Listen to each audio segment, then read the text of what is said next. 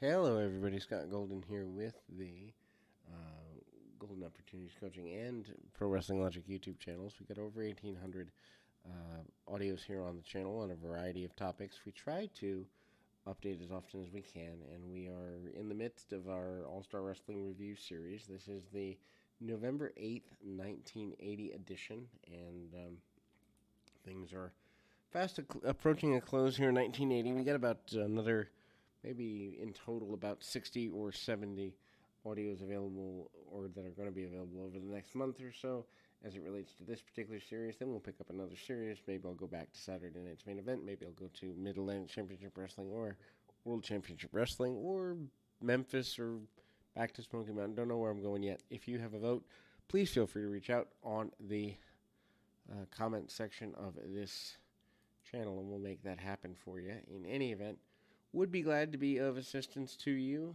And so, kind of as we go forward, we are, as mentioned, in November now, which is certainly an interesting place to be. Rick Martel and Tony Gurria defeating Baron Mikel Cicluna and the Black Demon. 7:56 when Martel pins the Demon with a sunset flip. Not sure if this is their first time teaming up, but it seems like one of the first times. Anyway, although there's a missing gap of about a month of October in the network feed here. Anyway, they are wearing similar trunks, and again, Gurria has been here before, multi-time tag team champion through the 70s. Martel eventually does move into being a tag team champion with Gurria in 1981, so that is forthcoming. Baron Mikel Cicluna, kind of an MVP, been around since the 1950s and still here in 1980, so just a cool thing. Anyway, Gurria manages to bridge out of his head scissors, a lot of athleticism, and kind of a roll through. I miss headstands and bridges and basic just counter wrestling and all of that. Again, Gurria, maybe not the most well-spoken babyface at the time, but you could go to a house show in the early 80s by all senses and get a decent match out of him. Cicluna manages to hold on to the majority of the match for his team with, with Gurria, and again, kind of seeing things come about. We finally see him tag off to the Black Demon, and Martel come in as well. Martel actually does a reverse leapfrog, a couple of body slams and some deep arm drags, and the Black Demon goes running into the wrong corner and runs away. Again, Martel and Gurria do end up becoming a regular team in various incarnations over the next year or two. So, I mean, it's kind of interesting to see them here in an enhancement match where they're allowed to shine and build. Building is so important, and I think something that's underdone in modern wrestling in a lot of ways. Anyway, so Martel holds on to the armbar and trying to get as much out of things as he can. Still basic stuff, nothing necessarily worth writing home about, but at the same time, Martel trying to do everything he can, coming back in, going after Cicluna to the top of the head. Then we see Gurria come back in, kind of gets the run of armbar, and then takes the man down. Keeps him there for a while. Irish whip and hard shots by Gurria. Gurria tags off to Martel. Martel comes in, nails a drop kick right into the chin, and Martel able to slow things down on a pretty basic basis. Gurria comes in with another drop kick, and Babyface team takes good control over the next several minutes, including that sunset flip from the outside in that Martel utilizes to gain the victory for his tandem. And then we move to the next in the series of matches, which is Pedro Morales, Frank Savage. Morales wins with the Boston Crab, 5:41 after the bout. Another interview with Pedro. Pedro kind of admits to having a bit of a temper here. Frank Savage has been around a little bit, not exactly a major star by any stretch of the imagination, but an in and out heel here. And Savage tries to stall with Morales. Morales is very much a punch kick wrestler, so you're not going to get, that major 5-star classic. You're not going to get something that's huge over the top from Morales. What you will get though is a solid crowd reaction because of his former world championship history. Fans are solidly behind him still here in 1980. Hard shots to the midsection by Morales, and again he wins with that Boston Crab. His post-match interview kind of does tease Ken Patera as a future opponent, and then we go to a interesting, maybe not debut for the company, but relatively new within the last month or so. Stan the Lariat Hansen is here.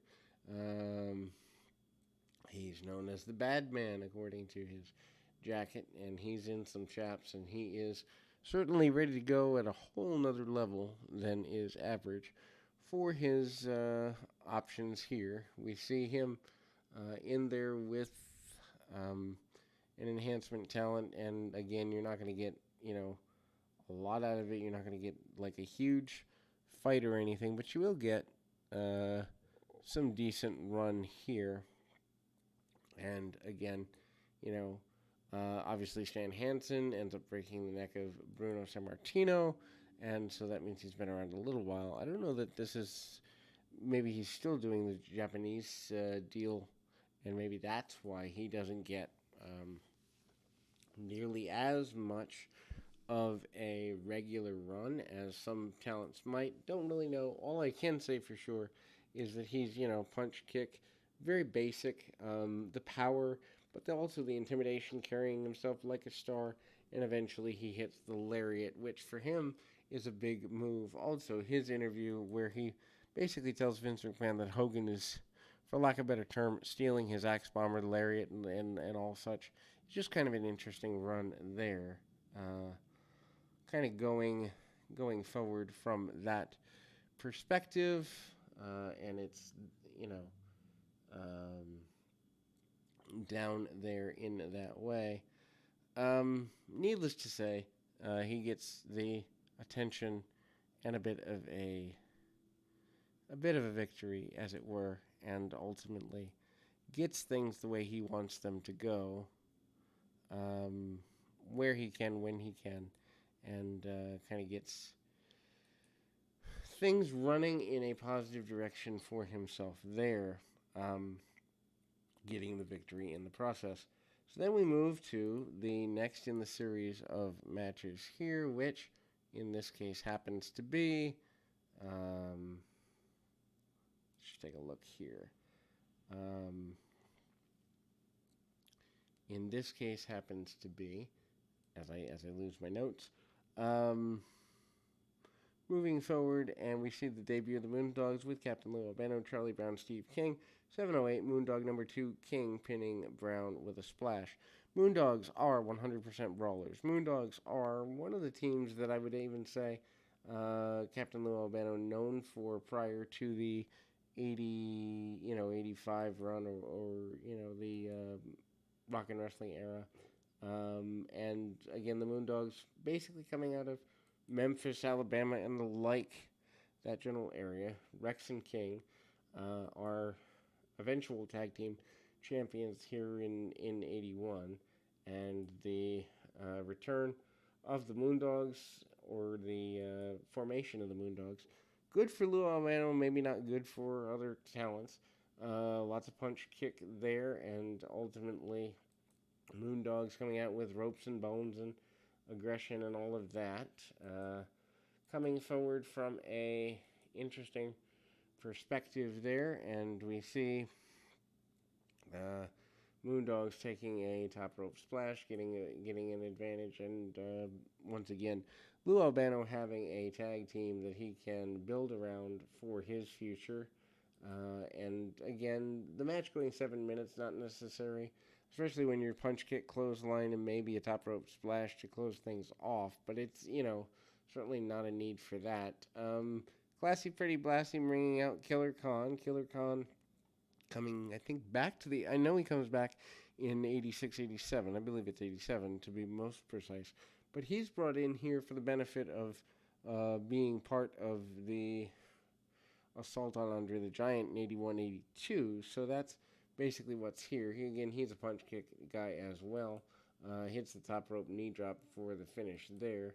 Classy Freddie Blassie, very happy with that investment. But Killer Khan, probably been around a little bit. The enhancement talent he's facing has very little, if any, involvement with trying to get things going according to his plan. And ultimately, that will close us out for today. We'll be back with more right after this.